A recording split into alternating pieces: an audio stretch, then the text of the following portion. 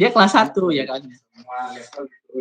Jadi si dede itu ya kan nyuruh orang tua kan suruh sholat, sholat ya, sholat itu wajib ya, kalau nggak sholat nanti masuk neraka kata dia, kata si dede itu. Loh, mama lagi nggak sholat, enggak mama harus sholat, kalau nggak sholat mama nanti masuk neraka gitu ya. Enggak dek, mama lagi nggak sholat, lagi haid gitu ya. Enggak, mama tetap harus sholat ya kan. Kalau nggak sholat nanti, ayo ditarik sama saya, masa Ustadz Anggi itu ditarik sama si dede ke kamar mandi suruh wudhu. Ditarik, ya udah saya wudhu deh. Pas udah wudhu, ya udah. Nah, ketika wudhu, tahu nggak Ustadz Anggi kenapa mama dede? Iya, itu Ustadz Anggi. Masa ya dia mau jadi imam. Akhirnya ya udahlah si dede karena nggak tahu kan ya saya lagi haid gitu ya. Padahal kalau di dalam Islam kan haid kan tidak, karena emang belum di ini kan, belum diinformasikan gitu ya. Sehingga apa yang terjadi? Yang terjadi, ya udah akhirnya saya ikut sholat ya. Akhirnya saya ikut sholat ya. Ketika ikut sholat, dia jadi imam. Udah jadi imam, bacanya surat An-Naba ya. Ketika itu memang surat An-Naba kan target kelas 1 itu surat An-Naba, An-Nazi'at ya, ada 3 surat tuh menjadi target hafalan dari SD ya kelas 1 ya. Udah bacanya cadel gitu ya Pak Anggi ya. Udah gitu, ya udah itu satu rakaat satu surat. Wana amma yatasaalu terus aja itu. Ini lama amat ya dalam hati kata emaknya ya. Nah, Ustadz Anggi emang kalau di sekolahan nggak dikasih tahu ya kalau perempuan itu ada masa di mana dia tidak oh iya belum mama gitu, belum mama dede karena memang karena memang kelas 1 kan belum ada, nanti mungkin munculnya nanti di kelas 3, kelas 4 gitu ya. Nah, karena kenapa? Karena Anda selalu memberikan motivasi kepada siswa ya pada sholat duha, pada pembelajaran, itu selalu yang nih untuk anak-anak tuh para rajin sholat ya. Yang kedua adalah selalu berbakti kepada orang tua ya, kemudian adab akhlaknya kepada orang tua seperti apa dan seterusnya. Kemudian selanjutnya yaitu adalah terkait ilmu-ilmu tentang dasar ya, adab akhlak kita, bangun tidur, makan seperti apa, makan jangan berdiri, minum jangan berdiri dan seterusnya. Nah itu. Nah, apa yang terjadi? Karena ya siswa akan mengikuti, akan selalu mengingat apa yang dikatakan oleh gurunya. Kalau gurunya selalu memberikan motivasi yang positif, maka anak itu akan terimbas positifnya, gitu ya. Lagi-lagi anak akan mengikuti apa yang dia dengar, itu yang pertama. Apa yang dia lihat, apa yang dia lakukan, gitu. Ya, jadi Masya Allah, jadi ya kita berharap semuanya anak menjadi baik karena memang apa yang terjadi secara kuantitas jam anak itu ya dari pagi jam sampai jam 4 sore selalu ada di sekolah. Maka berikanlah yang terbaik bagi anak-anak. Sama anak SMP juga harus diberikan motivasi, apalagi anak SMP, anak SMA yang selalu sedang mencari jati diri anak SMA ya. Sehingga apa? Kita hanya mengarahkan. Nah, ini loh yang baik, ini loh yang baik, ini loh yang baik, ini loh yang baik. Kita harus terus mengarahkan, memberikan kesadaran diri, dan seterusnya. Oke, jadi akhirnya apa yang terjadi? Anak merasanya, kalau anak sudah merasa nyaman, aman di kelas, ya, tidak ada gangguan dari temannya, tidak ada intervensi dari gurunya, tidak ada ini dari yang kanan kiri atas bawah dan seterusnya, aman, nyaman, dan dia akan tenang, tentram di kelasnya dan dijadikan kelasnya itu rumah kedua dari rumahnya. Bisa jadi, "Ma, aku mau sekolah aja lah, nggak mau di rumah mah," gitu. Banyak kan seperti itu, ya. Kalau udah nyaman itu. Oke, lanjut. Ini kita sampai jam berapa ini? Lanjut ya. Pentingnya manajemen kelas dalam proses mengaruhi meningkatkan efisiensi waktu, menciptakan suasana belajar positif, minimalkan gangguan. Lanjut lah ya. Tantangan, ini dia nih ya. Ayo, silakan dibaca. Tantangan dalam manajemen kelas. Silakan ada yang mau baca? Sambil saya minum dulu.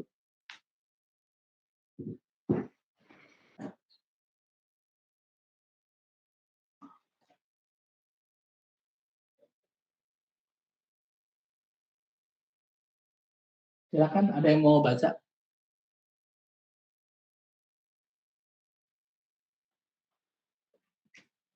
Saya Ustaz.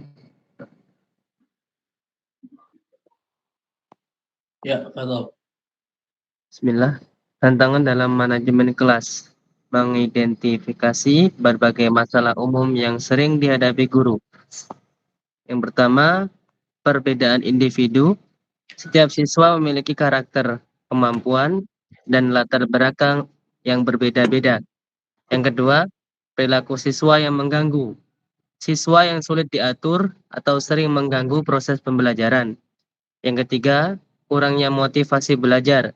Siswa yang tidak tertarik atau tidak memiliki motivasi untuk belajar. Yang keempat, lingkungan kelas yang kurang kondusif.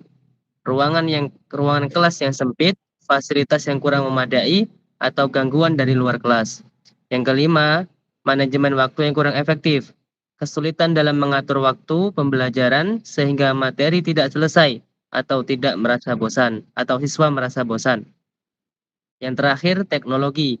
Penggunaan teknologi dalam pembelajaran dapat menimbulkan tantangan baru, seperti masalah akses internet atau kecanduan gadget.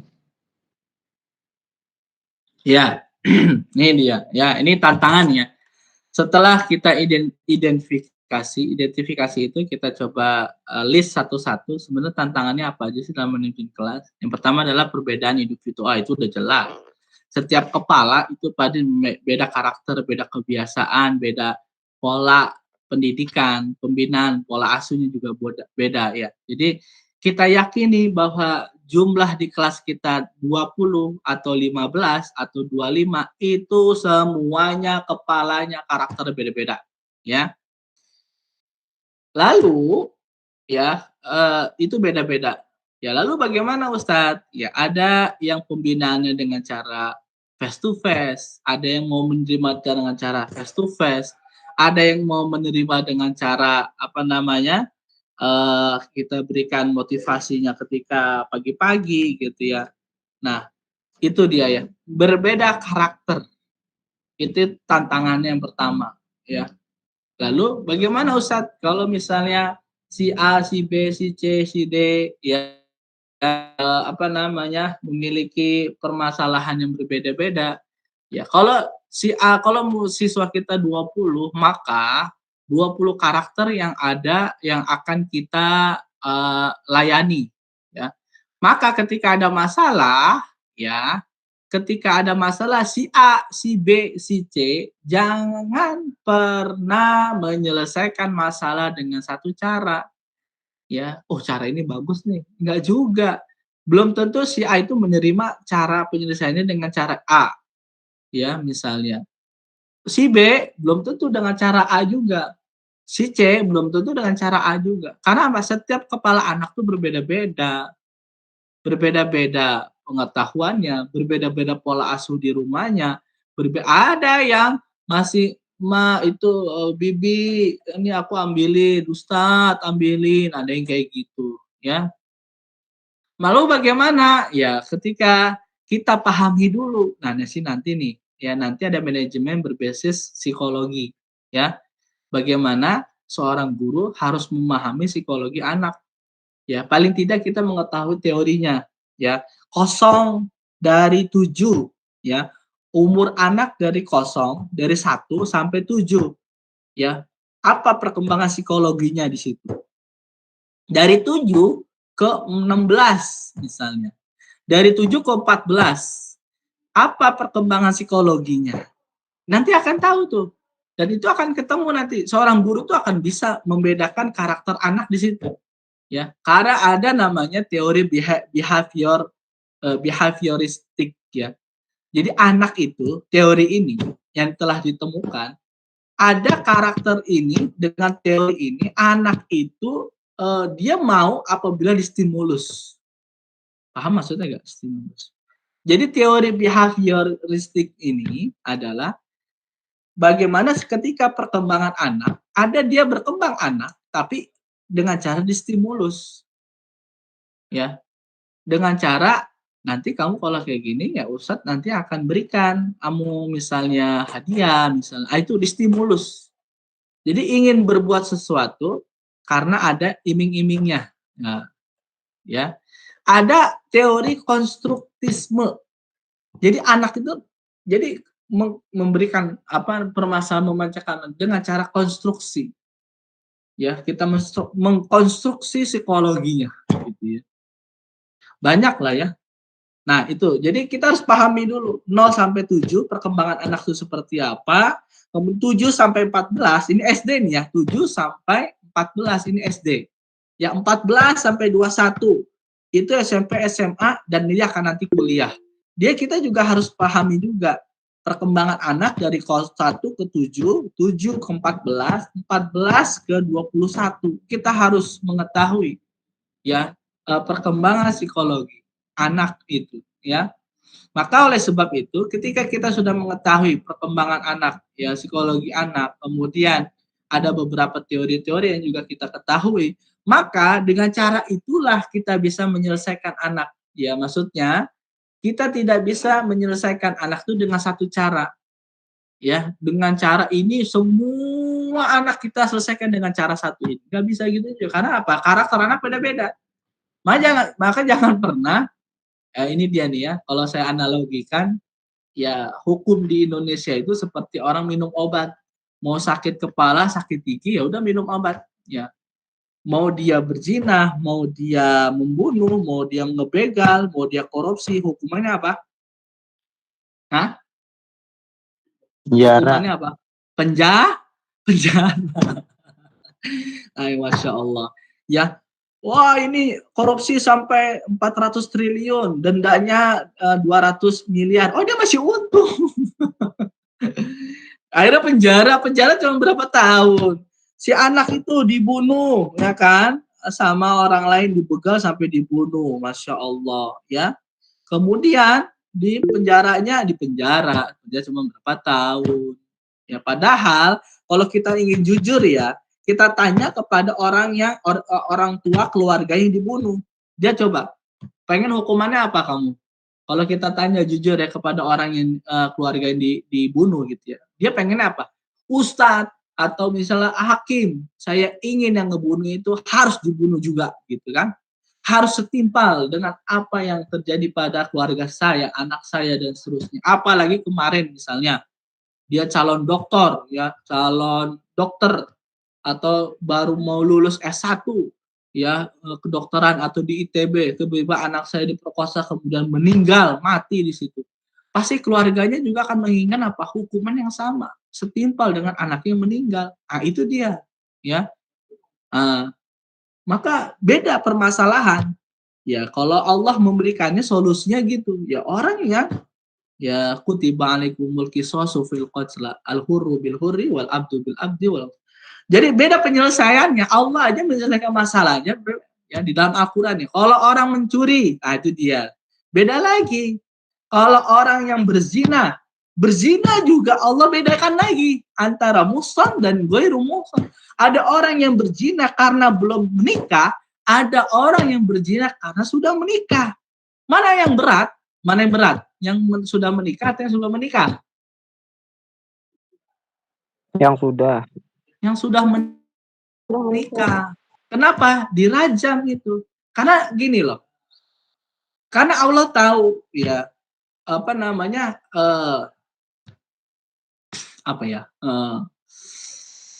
karena Allah tahu ya yang sudah menikah itu ya kenapa hukumannya lebih berat gitu. Karena itu dia ya untuk apa? Merem. Jangan sampai dia melakukan gitu ya. Karena apa? Hukumannya lebih berat gitu. Dan sedangkan orang yang belum menikah karena dia belum tahu ya, ya udah karena emang terjerat nafsu, kemudian bisikan seton gitu ya, kemudian imannya lagi lemah, kemudian terjadilah perzinahan. Yang ini yang sudah tahu ya nggak menikah. Gitu. Baik. Kemudian apa lagi? Orang yang liwat, orang yang LGBT, kaum Nabi Lut ya. Kemudian ada lagi orang yang mabok ya, yang mabok. Kemudian ada lagi. Jadi solusinya adalah kalau bisa ya seorang guru harus memiliki 1001 cara dalam menyelesaikan masalah. Ya, cara si A tidak sama dengan cara si B. Cara si B ada yang siswa ya kena mental lah gitu ya kalau anak SMP SMA itu. Kalau kita dengan cara keras gitu ya, diplototin itu anak gitu ya, maka dia akan kena mental. Apalagi dikasih taunya di depan anak-anak gitu ya. Kamu lagi, anak-anaknya ngelihat, udah kena mental dia, nggak bisa segitu juga. Ada anak yang menerima, ada anak yang tidak menerima. Ada anak yang dikasih taunya dengan cara kelembutan, cara yang lembut, cara-cara yang empat mata, cara-cara yang soft gitu ya, sehingga anak itu bisa menyadari bahwa itu salah, menyadari bahwa itu tidak benar, dan seterusnya. Ya, ini perlu diingat, ini tantangan dan tantangan ini ya harus kita ini kan. Kemudian perilaku siswa yang mengganggu, kurangnya motivasi, lingkungan kelas yang kurang kondusif, ini juga sama nih. Lingkungan kelas yang kondusif itu jangan pernah aman seorang guru ketika masuk kelas itu masih kotor. Aduh, ya masih kotor, berantakan, mejanya ada di mana, kursinya ada di mana gitu ya. Apa nama? Aduh, ini juga ya. Sendalnya ada di mana-mana, bahkan ya aduh ya itu jangan pernah apa namanya bosan mengingatkan, ayo sebelum Ustadz memberikan ilmu kepada kalian, Ustadz ingin kalian bersihkan dulu sampah yang ada di kolong meja kalian. Ustadz ingin kalian melihat ya apa namanya kolong meja kalian ada sampah nggak? Kalau ada sampah silakan diambil. Itu sendal siapa yang masih berada itu? Wah, itu kalau di 1, 2 kali, 3 kali dikasih tahu, maka itu akan berkarakter. Dia akan tahu kalau Ustadz Anggi mau masuk, itu pasti Ustadz Anggi itu akan ini, itu, A, B, C, D, E, gitu tuh pasti tuh. Nah, itu dia ya. Maka ini dia yang harus kita ingat kepada antum semua, ya bahwa ketika ingin masuk kelas, kalau ada siswa yang masih, maka kalau bisa jangan pernah nyaman dengan lingkungan yang kurang kondusif. Ya, ada meja apa tuh? Ada di misalnya ada makanan bekas itu di meja. Nah, itu dia. Baik, lanjut ya. Selanjutnya manajemen waktu yang kurang efektif, teknologi kita juga. Lanjut. Ini dia yang ingin bahas terakhir nih kayaknya ya. Baterai udah mau habis. Ini yang anak ingin bahas ke antum semua ya, terkait apa? Faktor mempengaruhi. Ini faktor-faktor, silakan kali antum bisa menginikan. Ada yang mau dibaca gak? Silakan baca. Bantuin baca. Terakhir ini ya. Anasat. Ya, fadhol. Faktor mempengaruhi manajemen kelas. 1. Lingkungan fisik. 2. Ruangan tempat proses belajar dan mengajar. 3. Pengaturan tempat duduk.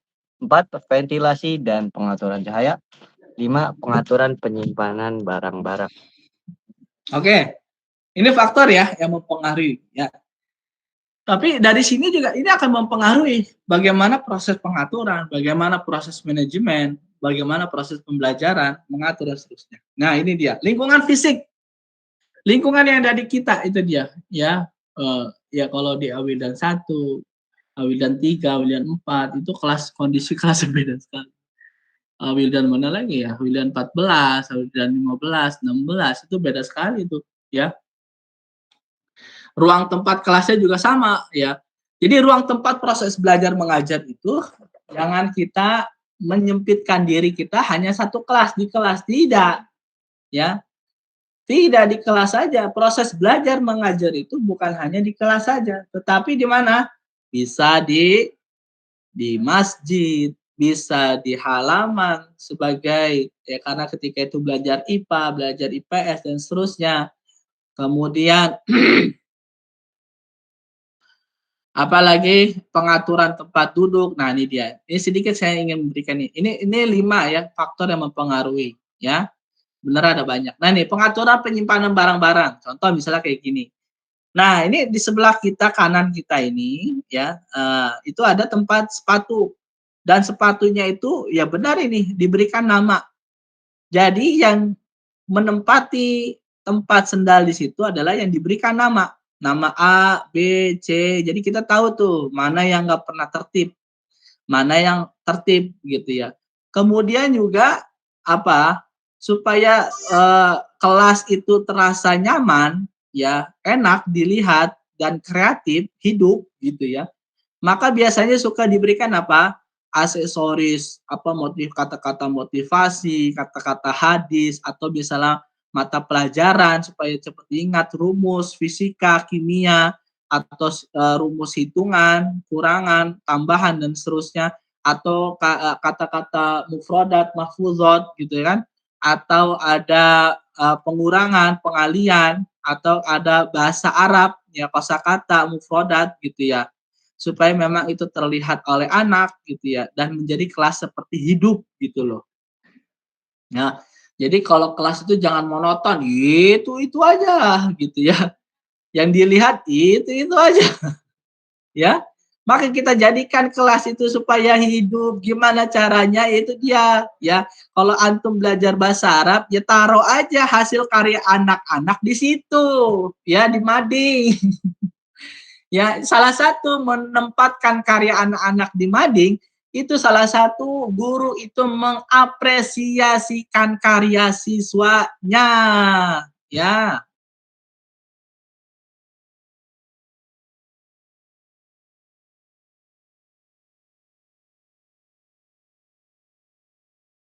ini maksimal dia melakukan hal itu. Ya, mau SMP, SMA, mau SD gitu. Ya, bahkan teman saya membuat website nih. Apa namanya judulnya saya lupa itu. Judul disertasinya itu. Jadi dia mau ingin buat website, website itu diperuntukkan bagi karya siswa, ya. Jadi karya siswa itu disimpan di website itu. Jadi ada foto anaknya, ada karya anaknya, dia bikin deskripsi di situ, ya tentang apa, ya hasil karya anak, ya.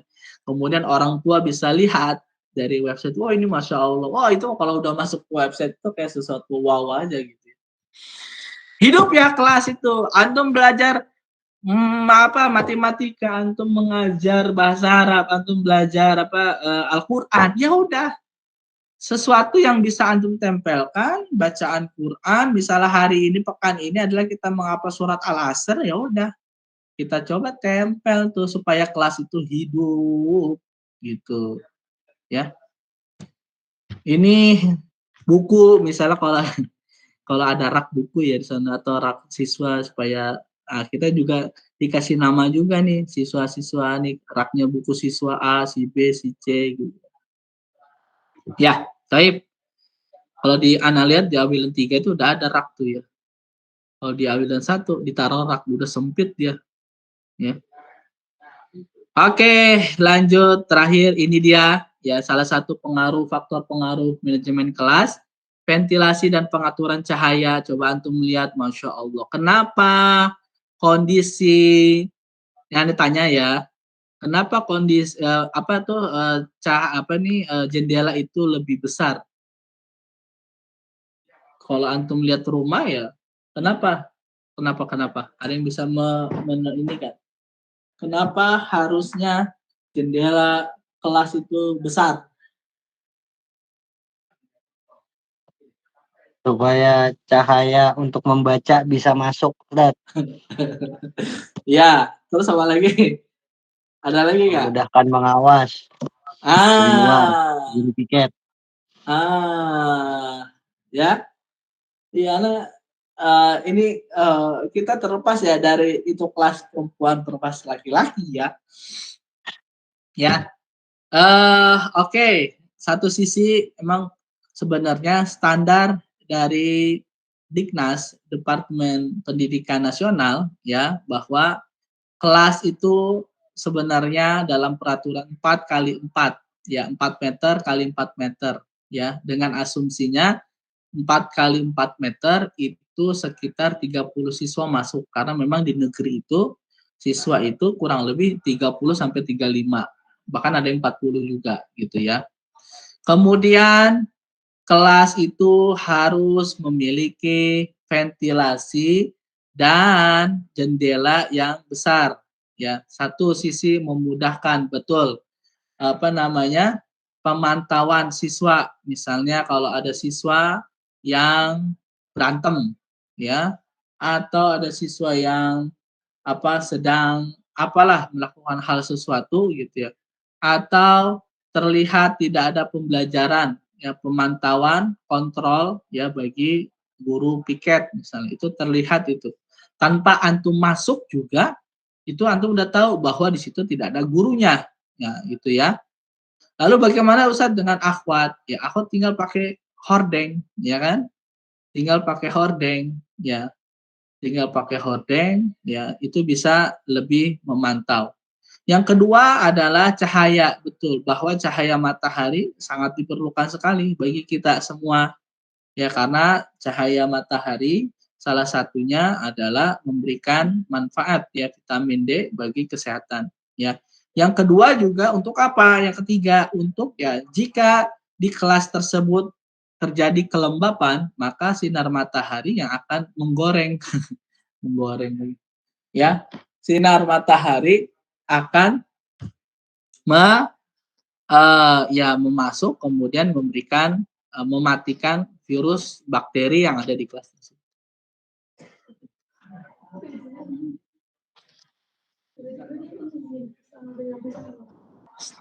Kok bisa? Oh. Desibelnya berapa? Ya udah, ntar pertemuan ini dicatat. Cuma setengah ya? Iya. Ya, lanjut ya. Itu. Nah, kedua sisi ini kan ada dua nih, ya, ada dua kelas contoh. Ya. Nanti ini satu sisi juga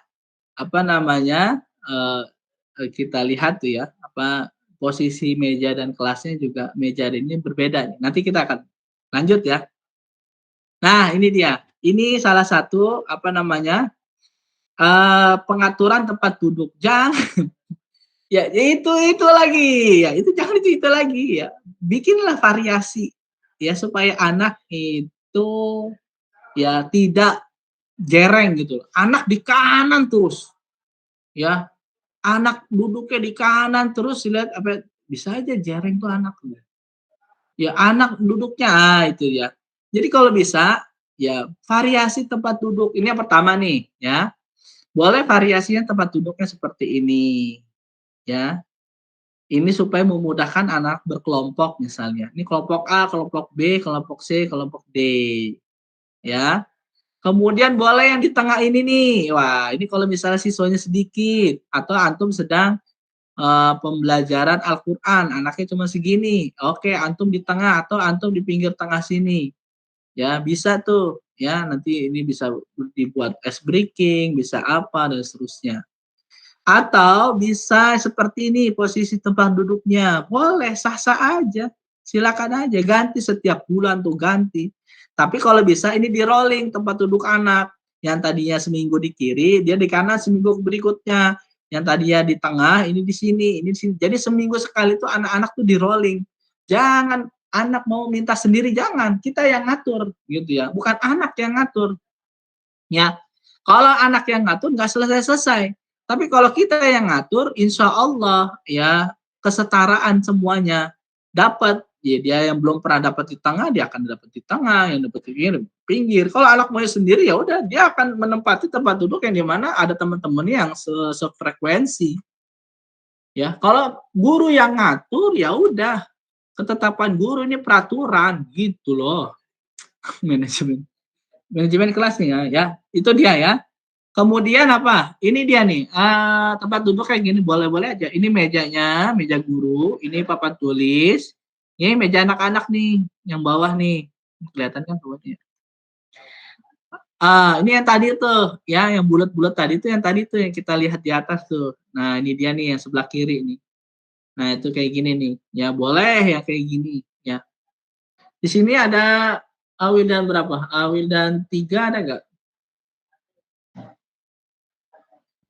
Hadir saat Antum berapa? Satu kelas itu berapa siswanya? yang awal dan 3 rata-rata musrif saat Enggak, maksud anak siswanya berapa kelas? Dari kelas 1 kelas itu berapa siswa biasanya?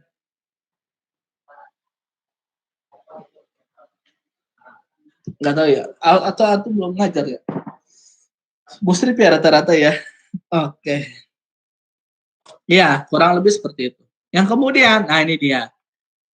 Kemudian ini juga bisa, nih, ini meja guru, ini whiteboard-nya, interaktif whiteboard. Ya, ini teacher-nya, ya apa namanya? Meja guru. Ya ini boleh kayak gini, gitu ya, kayak meja sidang DPR gitu ya. Ini ada siswanya yang bulat-bulat ini. Nah, ini juga boleh kayak gini, ya. Kemudian ini kayak boleh kayak gini juga, silakan. Nah, ini yang sudah pernah kita praktekkan, ini yang sekarang ini, ya kayak gini nih, yang umumnya. Ya, ini kayak gini, ya. Lanjut, ya. Oh, udah ya. Oke, ini dia dari pengaturan tempat duduk, kalian bisa bervariasi ya, silakan aja bagi antum semua. Ya, sebenarnya boleh ya, nggak harus seperti itu dulu ya, sampai puluhan tahun tempat duduk kayak gitu-gitu aja gitu kan. Bosen, antum aja bosen, apalagi siswanya gitu ya.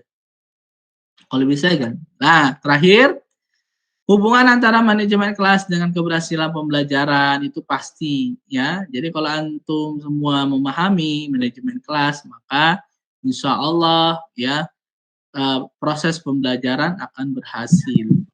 Ya, baik. Sampai sini ada yang mau ditanyakan? Kesimpulan, manajemen kelas adalah salah satu faktor penting yang dapat mempengaruhi keberhasilan proses pembelajaran. Dengan memahami konsep manajemen kelas, guru dapat menciptakan lingkungan belajar yang kondusif sehingga siswa dapat mencapai potensi yang maksimal. Itu saja mungkin dari Ana pembahasan manajemen kelas kita. Nanti insya Allah kita akan coba pekan depan merambah kepada bagaimana sih menjadi guru yang profesional, gitu ya. Bagaimana menjadi guru yang bisa memberikan pembelajaran aktif, ya, efektif, ya, kemudian kondusif itu seperti apa. Oke. Ustaz.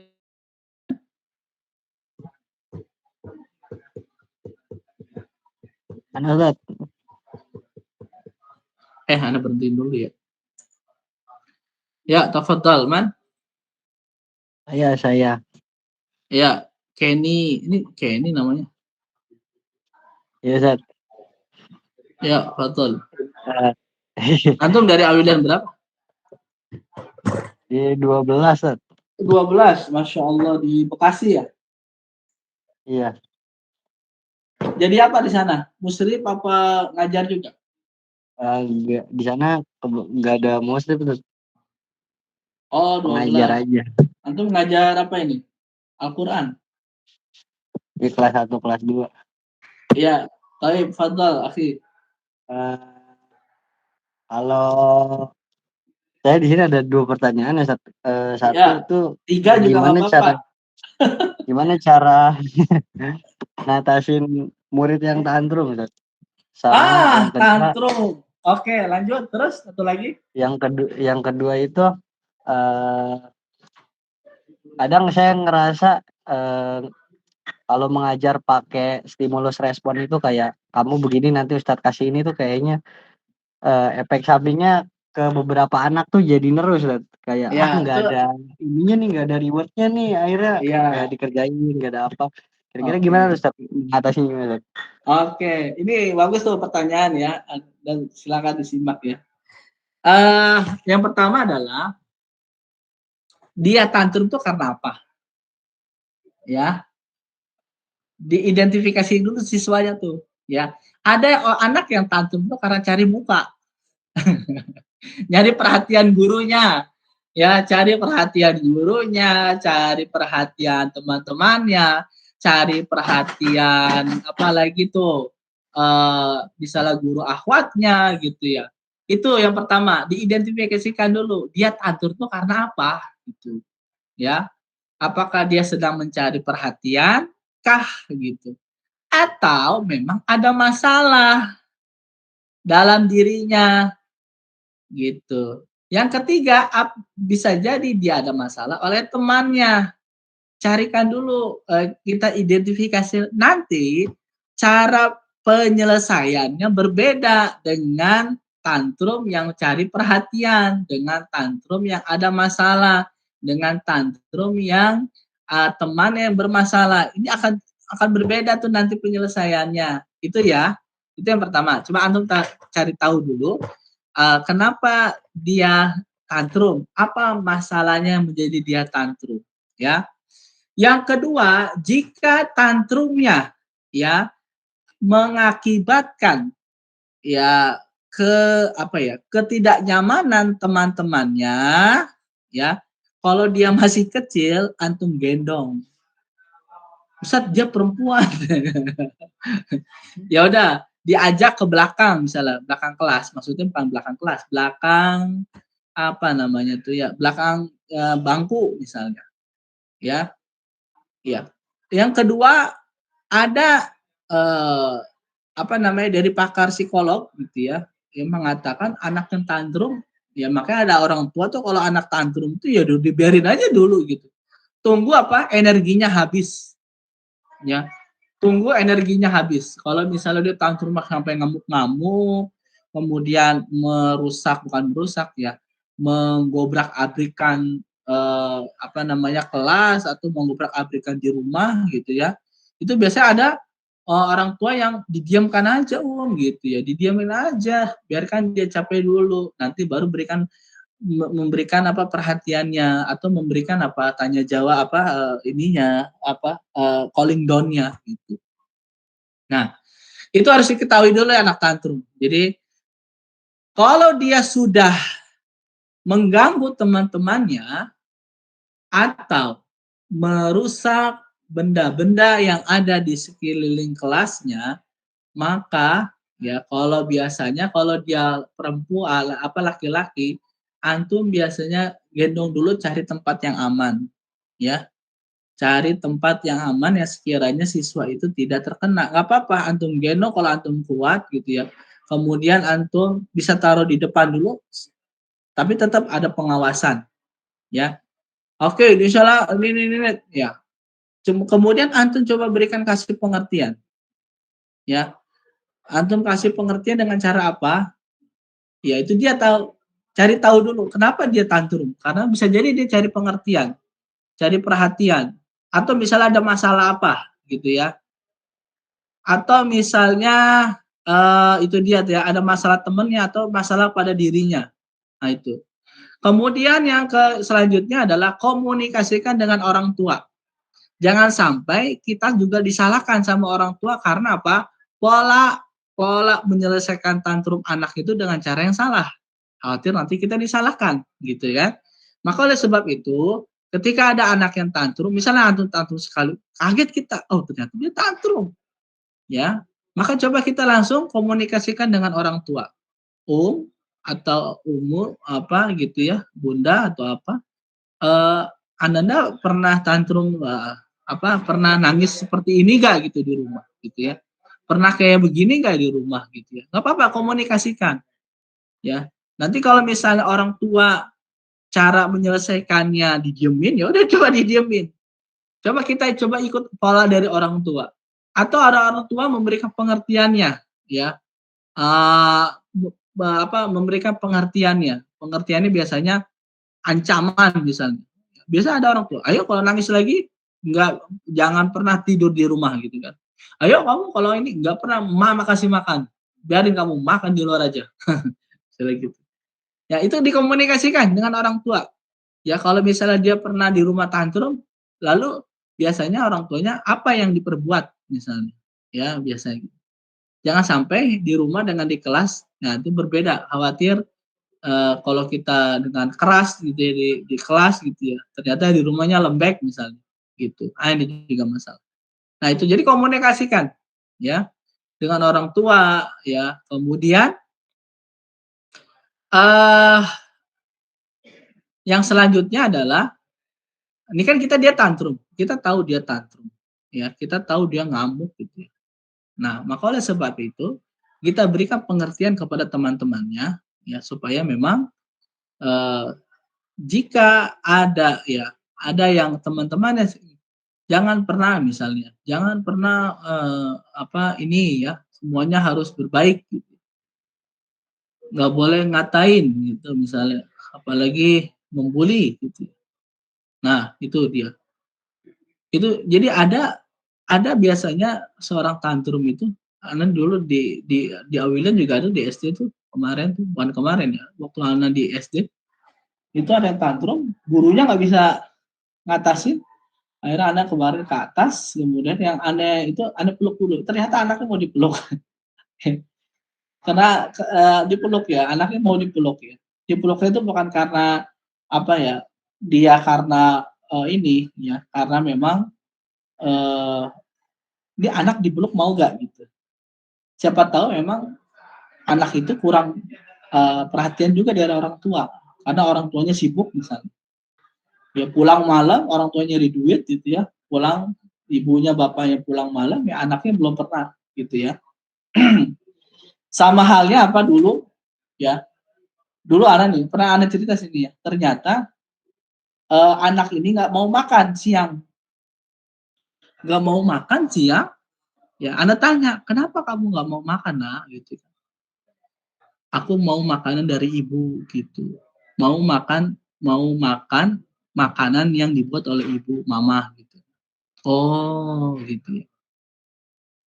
Itu sampai 2 hari itu, siang itu nggak mau makan, diem aja, ya Allah nih gimana nih, takut anak orang sakit gitu kan, dia nggak mau makan, ya akhirnya apa, anak komunikasikan dengan orang tua, bertemu tuh di sekolah, Bu, Mah, itu Bunda itu kira-kira ada waktu untuk kita ngobrol gitu kan, kira-kira bisa datang ke sekolah kapan ya gitu ya, bukan karena anak yang bandel, enggak. Akhirnya kita komunikasikan tuh, anak komunikasikan dengan bersangkutan, Mah maaf nih ya, ini kalau misalnya ini kan ada fotonya nih Mah, ini dan ini juga ada itunya nih, ada apanya nih, rekamannya gitu ya.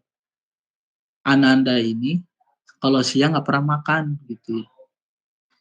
Kalau siang nggak mau pernah makan tuh, makan siang tuh habis sholat zuhur.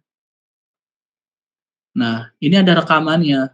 Itu ya Allah ya Rob, ibunya nangis itu. Ya, ibunya nangis. Nih, ada rekaman ini. Maaf ya, ya Bunda, ini saya rekam ya hasil ngobrol-ngobrol saya sih dengan anaknya gitu. Anaknya yang nggak mau makan udah 2 hari ini makan siang, maunya masakan dari bundanya gitu, dari mamahnya. Akhirnya bundanya nangis itu. Pas besok-besoknya ini anak juga gemeteran ya ceritain. Akhirnya ibunya resign dari situ. Seminggu itu resign. Akhirnya tiap hari yang mengantarkan makanan adalah ibunya tuh. Ya, saya halo gitu. Ya Allah, merinding kan.